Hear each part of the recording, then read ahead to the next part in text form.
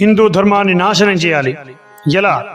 వారి అస్తిత్వాన్ని నాశనం చేశాం, నాస్తికవాదాన్ని బలపరిచాం. ఇంకా ఎలా? గ్రంథాలను వక్రీకరించాం, కొత్త గ్రంథాలను సృష్టించాం. ఇంకా జల ధర్మ సంస్కృతి కొరకు పాటుపడే వారందరినీ బలితీశాం. ఇంకా జల సంస్కృతి సంప్రదాయాలను, ఆచార వ్యవహారాలను మంట కలిపాం. ఇంకా జల చరిత్రను తిరగరాశాం, చరిత్రకారుల్ని తుడిచేశాం, చరిత్రకు ఆనవాలైన వాటన్నింటినీ ధ్వంసం చేశాం. ఇంకా జల ఈ దేశంలో ఎంతో మంది ధన మాన ప్రాణాలను హరించాం. ఇంకా జల దేశం కొరకు, ధర్మం కొరకు, సంస్కృతి కొరకు, రక్షణ కొరకు మనసా భాషా కర్మణ నిరంతరం పరితపించే వారందరినీ ఊచకోత కోశాం. ఇంకా జల మతోన్మాదులను సృష్టించాం, మతోన్మాదులను ప్రవేశపెట్టి మత మార్పులు చేశాం. కమ్యూనిస్టు ఉన్మాదులను రంగంలోకి దించాం. సెక్యులర్ హిందువులను, సెక్యులర్ రాజకీయ నాయకులను సృష్టించాం. ఇంకా జల హిందువుల ధనాన్ని విదేశాలకు పంపి ఎన్జిఓల పేర్లతో భారతదేశంలో ఉన్న కొన్ని మతాల వారికి వారి అస్తిత్వాన్ని నిలుపుకునేందుకు వాటిని అందిస్తూ, ప్రోత్సాహపరుస్తూ, కొన్ని మతాల వారికి ప్రత్యేకంగా ప్రభుత్వమే ప్యాకేజీల పేర్లతో ప్రోత్సహించే పథకాలను, విధానాలను తీసుకొచ్చాం. ఇంకా ఎలా? కానీ ఒక్క హిందువు తన గుడికి వెళ్లి తన దేవుణ్ణి చూసుకోవాలంటే మాత్రం అధిక పైకం చెల్లించాలనే నెపంతో దేవుణ్ణి దూరం చేసి ఆ దేవుణ్ణి కొంతమందికి మాత్రమే పరిమితం అయ్యేలా తగిన చర్యలు తీసుకున్నాం. ఇంకా ఎలా? ప్రపంచం నిద్రపోతున్న సమయంలోనే పట్టు చీరలను కట్టింది భారతదేశం. ప్రపంచానికి నోట్లో మాటలు రాని సమయంలోనే అనర్గళంగా వేదాలను వల్లించింది. చెడ్డీల మీద ప్రపంచం కొట్టుకునే సమయంలోనే యుద్ధ నీతులు, శాస్త్రాలు రచించిందిరా భారతదేశం.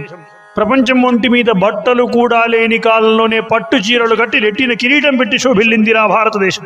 దాన్ని నాశనం చేయాలంటే దానికి మూలం ధర్మం, ధర్మానికి మూలం జ్ఞానం అని తెలుసుకున్నాం. దాన్ని దూరం చేయాలనే నిపంతో బయలుదేరి వచ్చాం. భవతి భిక్షాందేహి అంటే ఒక్క పూట అన్నం దొరుకుతుందో దొరకదో కానీ జ్ఞానం కావాలంటే మాత్రం 3 పూటలా భోజనం పెట్టి మరి జ్ఞానాన్ని బోధించే గురువులు, గురుకులాలను చరిత్రలో కూడా లేకుండా చేశాం. ధర్మాన్ని బోధించే నలంద విశ్వవిద్యాలయాల్లాంటి వాటన్నింటినీ నాశనం చేశాం. ఇంకా ఎలా? ప్రపంచమంతా అడవుల్లో పండు కాయలు కోసుకొని తినే కాలంలోనే సుగంధ ద్రవ్యాలను పండించిందిరా భారతదేశం. అలాంటి దాన్ని నాశనం చేశాం. ఇంకా ఎలా? ప్రాచీన విద్యను నాశనం చేసి పాశ్చాత్య విద్యను ప్రవేశపెట్టాం.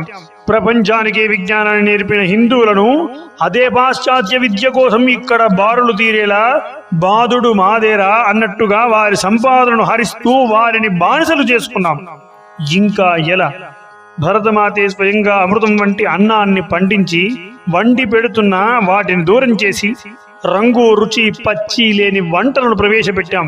ప్రజలందరూ వీటికి మాత్రమే బానిసలయ్యేలా వాటిని అలవాటు చేశాం.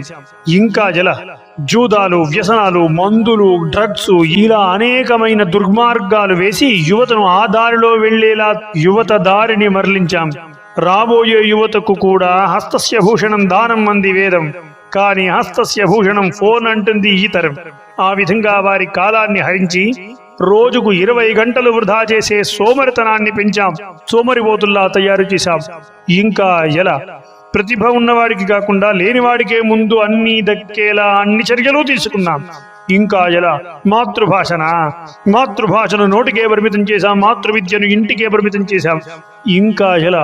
6 గజాల పట్టు చీర కట్టి నుదుటిన బొట్టున పెట్టి తలలో సిగపూలు పెట్టుకుని నడిచే సంస్కృతి నుంచి 5 అంగుళాల చిరిగిపోయిన బట్టలు కట్టుకునేలా సంస్కృతిని మంట కలిపాం. ఇంకా ఎలా? అనేక సంపదలను ఎత్తుకుపోయాం. ఇంకా ఎలా? అందరిలో అవమానించాం. ఇంకా ఎలా? ఎలా ఎలా ఎలా ఎన్ని చేసినా ఏదో రకంగా భారత శోభ వెలుగుతూనే ఉంది. ప్రపంచంలో నేటికి అగ్రగామిగానే ఉంది, తలెత్తుకునే జీవిస్తుంది. వందల వేల సంవత్సరాల నుండి అనేక మంది ఇలా దాడులు చేస్తున్నా కనీసం చెలించకుండా, చీమ కుట్టినట్టు కూడా లేకుండా తలెత్తుతూ సగర్వంగా శోభిస్తుంది రా భరతమాత. ఎలా ఎలా ఎలా? ఇది మన హైందవ వ్యతిరేకవాదుల ఆచరణ చిత్రం. నీవు ఏం కోల్పోయావో ఒక్కసారి వెనక్కి తిరిగి చూసుకో. జాగో హిందూ, జాగో భారతీయుడా.